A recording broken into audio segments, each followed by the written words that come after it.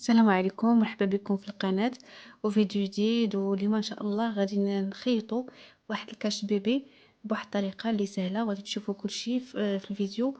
وغادي نبداو على بركة الله.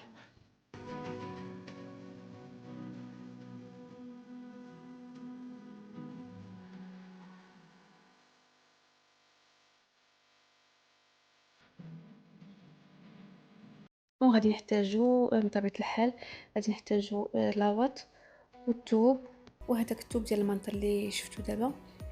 العبار غادي ناخدو المقاييس اللي بغينا، ولكن من هنا درت هنايا 90 سنتيم تقريبا على 90، يعني خاصو يكون مربع. وخديت هنايا واحد الطرف نتاع الثوب تقريبا فيه 7 ديال السنتيم، تنيتو على جوج ودرت ليه السورجي. هو باش غادي نديرو ديب لي هكا باش يجينا على الضوء تاع الكاش، باش يجينا عطي واحد المنظر هكا زوين. الا بغيت تخليوه سامبل ما تحتاجوش كاع ديروا هاد، ما تحتاجوش ديروا لي بلي، تخليوه سامبل هكاك ممكن.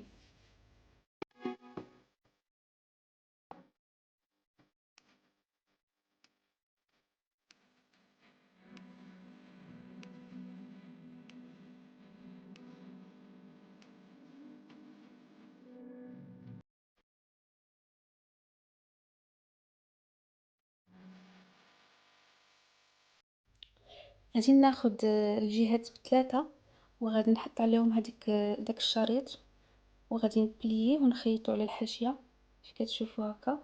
غادي نخيط الحاشيات بثلاثه، وغادي نخلي وحده ما غاديش ندير فيها البليات.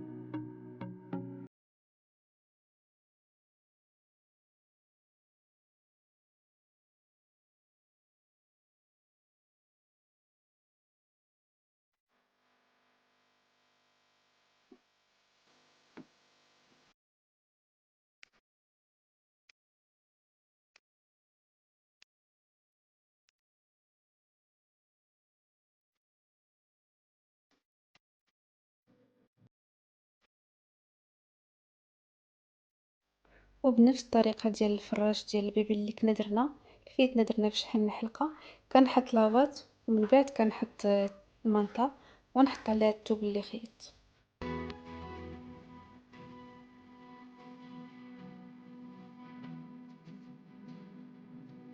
كنثبتهم بالفيط باش تجيني في الخياطه سهله.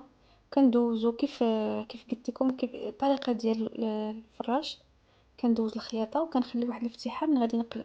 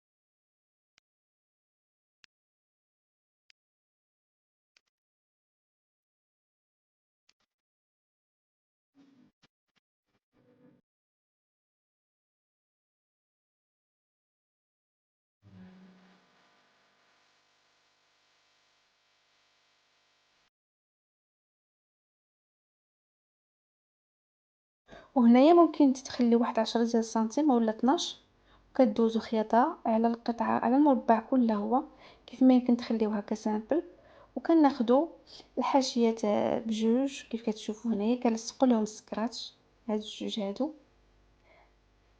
باش كيثبتوا لينا الكاش بيبي ديالنا كيجينا مرتب وتيجينا زوين. وهذا هو الفيديو ديال اليوم، كنتمنى يعجبكم ان شاء الله وتبقوه، ونتلاقى ان شاء الله في فيديو اخر. السلام عليكم ورحمة الله.